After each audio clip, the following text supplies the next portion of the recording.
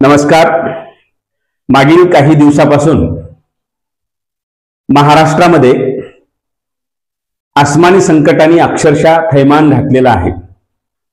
आणि तसं जर पाहिलं आपण महाराष्ट्रात अजून खास करून मराठवाड्यामध्ये जिकडे तिकडे महापूर, शेतीची नासाडी, लाखो हेक्टर शेतीमधील अगदी तोंडाला आलेला शेतकऱ्याचा घास या निसर्गाने हिरावून घेतलेला आहे. निश्चित निसर्गापुढे कुणाचं चालत नाही हे जरी सत्य असलं तर एकीकडे आपण चंद्रावर जाण्याच्या गोष्टी करतोय, नव्हे तर चंद्रावर जाऊन येतोय. लाखो रुपये, करोडो रुपये आपण त्यासाठी खर्च करतो. आणि आज सरकारच्या संवेदना बोथट झाल्या की काय असं बांधावरचे शेतकरी आता लोकप्रतिनिधीला बोलायला लागलेले आहेत. अनेक लोकप्रतिनिधीला आता शेतकऱ्यांच्या रोषाला सामोरं जावं लागत आहे. यावर कधी सरकार विचार करणार आहे का नाही? म्हणजे एखाद्या योजनेची सरकारच्या मनात आलं की अगदी रातोरात मदत जाहीर केली जाते. निवडणुकीच्या समोर यांची यंत्रणा अगदी घोड्यापेक्षाही जास्त वेगाने धावायला लागते. आणि आज मात्र ही यंत्रणा मग कुठे जाते? एकीकडे देशामध्ये आज प्रगतशील राज्य म्हणून महाराष्ट्राकडे पाहिलं जातं. त्या महाराष्ट्रातला 8 जिल्ह्याचा भूभाग असलेला मराठवाडा आज पूर्णतः पाण्यामध्ये असताना आणि तब्बल 15 दिवस पावसामध्ये चिंबपणे भिजून सगळ्या गोष्टी समोर दिसत असताना अजूनही शेतकऱ्यांना मदत पोहोचत नाही. अजूनही बाधित त्या मजुराला, त्या कष्टकऱ्याला जर सरकारकडून मदत जात नसेल तर या व्यवस्थेला काय म्हणायचं? हा खरा उद्रेक आणणारा प्रश्न आता लोकांच्या मनामध्ये उपस्थित होतो आहे. पंजाबमध्ये निश्चित पूर परिस्थिती निर्माण झाली. लागलीच तिथल्या सरकारने हेक्टरी 50,000ची मदत नुसती घोषित केली नसून ती शेतकऱ्याला मिळाली सुद्धा. आमच्याकडे मात्र पंचनामे, अधिकारी बांधावर गेले, मग मंत्री, मग संत्री हे सगळे बांधावर जात आहेत, त्याचं फोटो सेशन करत आहेत. आणि अत्यंत आधीच दुःखात पडलेल्या शेतकऱ्याच्या जखमेवरच जणू मीठ चोळल्या जात आहे. निश्चित विरोधी पक्षांचं काम असतं बांधावर जाणं, तो आवाज उठवणं, आणि ते काम करतही आहेत.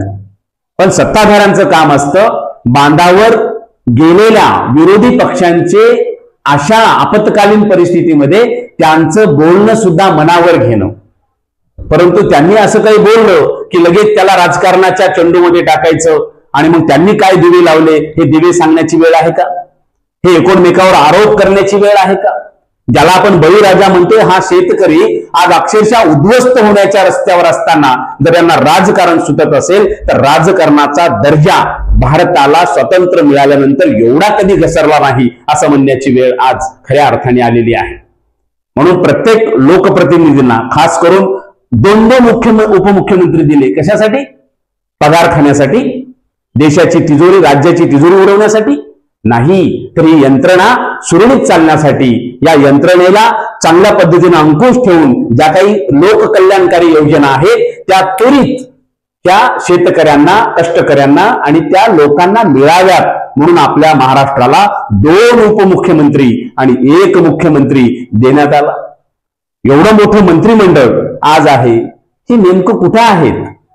आणि जोपर्यंत मदत मिळत नाही तोपर्यंत यांच्या फिरण्याला, यांच्या दौऱ्याला, यांच्या अभ्यासाला, यांच्या पंचनाम्याला काहीही अर्थ नाही.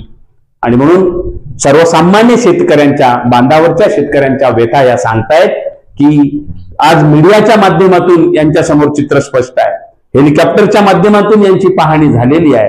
आता फक्त महाराष्ट्रातल्या काही जे म्हणत आहेत की आम्ही अजून पंचनामे करू अशा म्हणणाऱ्या सत्ताधाऱ्यांचा एक चंबू हा चंद्रावरच न्यायला पाहिजे आणि तिथून मग पाहणी करायचं की काय असा खऱ्या अर्थाने उद्रेक हा सामान्य पीडित, बाधित शेतकऱ्यामध्ये निर्माण झालेला आहे.